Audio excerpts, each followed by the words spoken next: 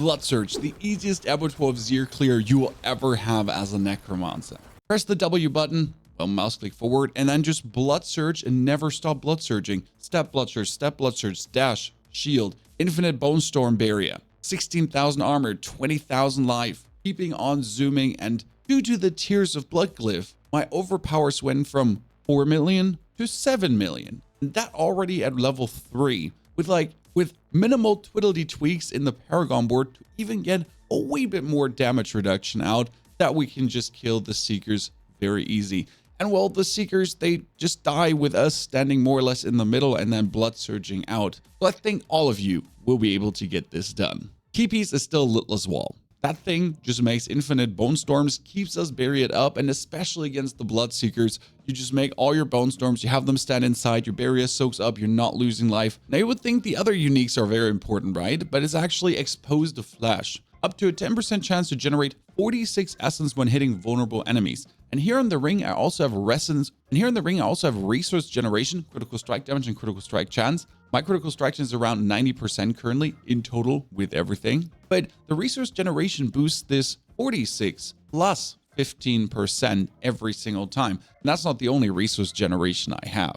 This allows you though now to have infinite essence, as you see in the gameplay, that we're essentially just going and never running out, especially even against the triple Bloodseeker. And there's a specialty in Blood Surge that helps even more with triple Bloodseeker. I'll mention that later. Now, the Banished Lord's Talisman also has resource generation, sadly a low roll, but it makes our critical strike overpowers have 120% multiplicative damage. And that's also why we're going for the ring on critical strike damage and not for overpower, because we're already at 3000% anyways. The wand as well, overpower, critical strike damage, all stats, core skill damage. It's actually perfect. Like, all stats could be ind, I guess, but all stats also very good. Then we need the corpse tendrils. Because we're doing more critical strike damage, we want this multiplier happening to multiply it even higher, to then clap out these 7 million standard overpowers with a crazy attack speed. I think if I would whoop out the Grandfather right now, it would actually go up to 15-20 million overpowers already. But Grandfather is certainly not survivably enough. I have a low second flicker step here, which is kind of sad, but it has 20% damage reduction from close and the ultimate skill damage and movement speed at a high roll. So yes, 4 seconds preferred, but getting the maximum movement speed for the turnaround in attack speed with a Ravenous Vampiric Power, or to that in the Vampiric Power section, but also having the 20% damage reduction is just way too good. T-Bolt's Will has an issue. It doesn't give us life. It doesn't give us total armor. It has 20% damage reduction, could have 2 more damage red stats. It's 40% multiplicative damage, which is insane. Constantly get unstoppable because of Metamorphosis Vampiric Power, and the 50 resource gain, plus 20% by the way, is just way too good to not have it in case we run out, in case we have to dash to get that back. Now, if you find yourself personally in trouble struggling from a damage reduction perspective, that's the first item to replace for pants with triple damage reduction stat, or double plus total armor and maximum life. I'll make a note for that in the mobilities guide below. The gloves are Blood Surge bonus Nova, and here you want the lowest low roll possible, because we're talking about 50% less damage. But if you do 7 million, 50% less or 53% less, does actually matter.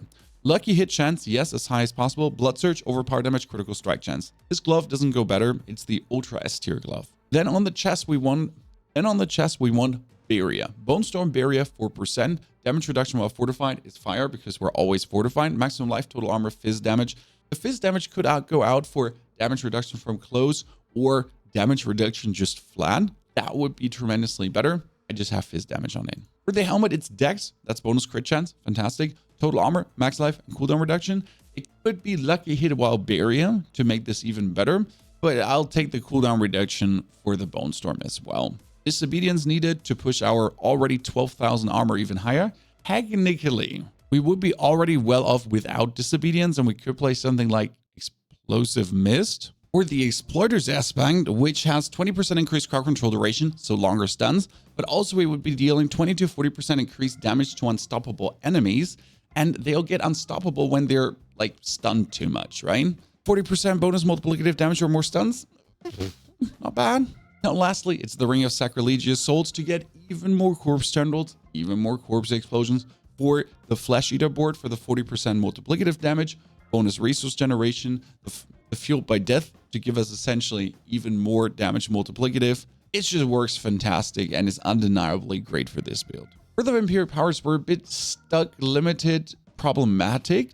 We're running the Prey on the Weak. Yes, I know it doesn't work multiplicative, but it makes people vulnerable that are Vampiric Cursed. And that's where we're also playing a Cursed Touch to make people Vampiric Cursed all the time. And if they're always vulnerable and always Vampiric Cursed, then we're always restoring resource on them. Then also Zango Embrace to be fortified the whole time, because fortified times life is our damage with overpower, and it's bonus 8% critical strike. We need the Ravenous for the bonus attack speed, and here more movement speed is more attack speed, so you can blast on more Blood Surges in a row. And lastly, meta to be unstoppable every 2 seconds, because this is meta level 1 and not level 2 for 4 seconds, which gives a bit more essence back with T-Bolt's Will. But if we think about swapping out T-Bolt's Will, then we don't need the Metamorphosis Vampiric Power for unstoppable. And we could actually play Domination to give us the 24% multiplicative damage increase on stunned enemies, but also killing normal rabble even faster. And then we could be playing the looting aspect for the 40% damage multiplier plus the 24% damage multiplier.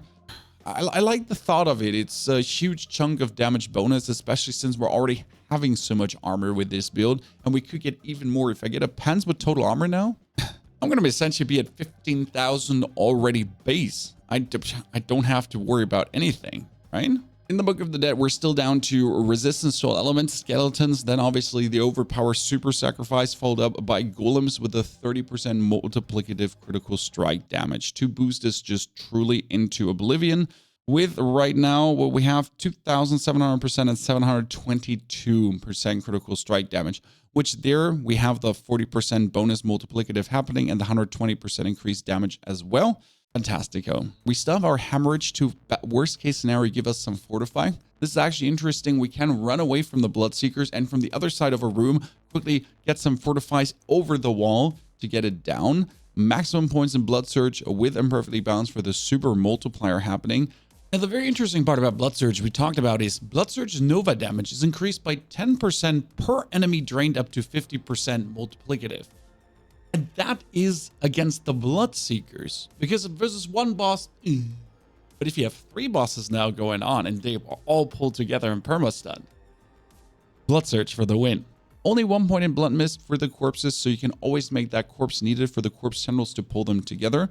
Slight bigger explosion radius for corpse explosion to always hit more enemies to have then more chance for the vulnerable. Bonus damage versus distance, bonus damage versus close and damage reduction. Then our plague corpse tendrils are making vulnerable. We only have 1 point in transfusion and drain vitality because we don't need more. The most important points is Quilla says blood and tides of blood. Now, 2 points in inspiring leader cannot be underestimated because more attack speed is more blood surges is faster overpowers is an overall overwhelming tides of doom. And for the Paragon board, we'll now make some adjustments to make ourselves even more sturdy.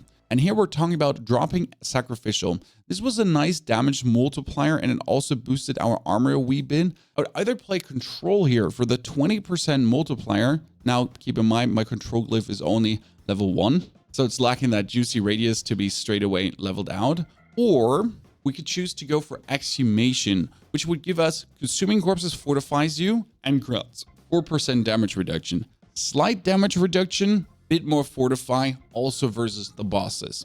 Could be better than the bonus multiplier, but it's another 20% multiplier together with the 40% we're talking about and the 24% from Domination. I guess Control it is what you really want to have in the first spot. And we're going to the Send of Death board, and here, interestingly enough, we mostly have the increased damage multiplier, net the damage reduction, because we don't make that many corpses. That is also with the Overpower glyph, and here we can take 54 points. And yes, you still need to max this out. I know a lot of points, but absolutely worth it for 427% plus times another 40% multiplicative because of the Book of Den. Interesting board, Bone Graft, yes, because we're getting maximum essence and essence on kill. Still so useful to continuously stay topped up on the essence department. Here we're having in the territorial glyph damage to close, but also 10% damage reduction from close with a huge chunk of life plus as well. Then we're going down here into the Bloodbath board for the 35% overpowered damage, which also leads us here with the Essence glyph for another 22% multiplicative critical strike damage for the ultra super critical strikes. And here's also 154 critical strike damage bonus, doesn't hurt. Lastly, we're in the Flesh Eater board, and that is here where Tears of Blood is going in. As you can see, instead of like 1 intelligence point is missing, so I could weasel out here the resistance to get 5 more core stats. You get this easily taken without having to make any crazy sacrifices, without having to not take any useful node. And yeah, sure, here's a bit more damage while fortified, which is nice. But thinking about getting a total of damage and everything plus, it's a wee bit better over here.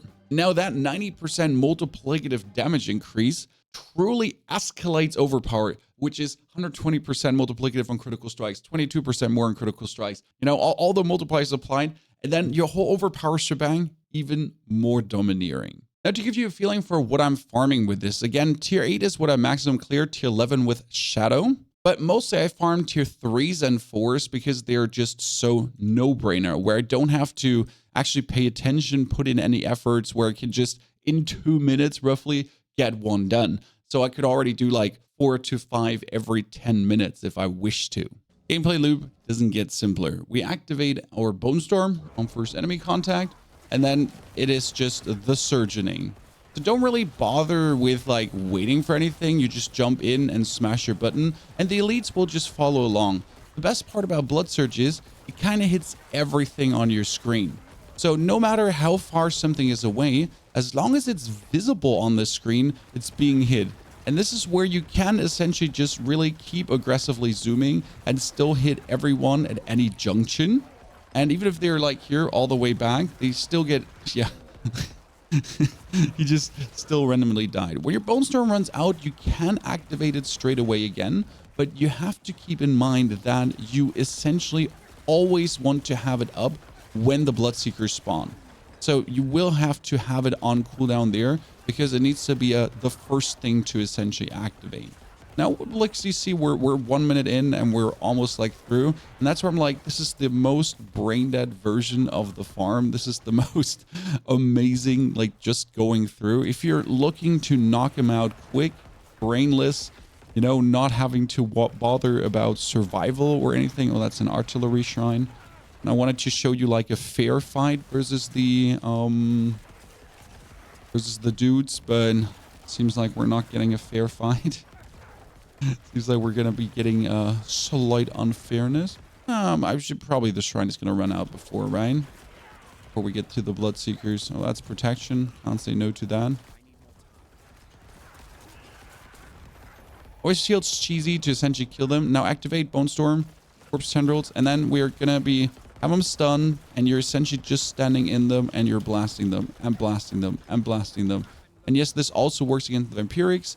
Go into Blunt Mist, pull them together, have them stunned, more. Use Hemorrhage a little bit, stash, kill, done. Hit your 1,300, rinse and repeat. Same goes kind of for tier 4 and tier 5. You have to attempt the boss fight a bit slower and look for your Corpse Tendril cooldowns. You'll get there.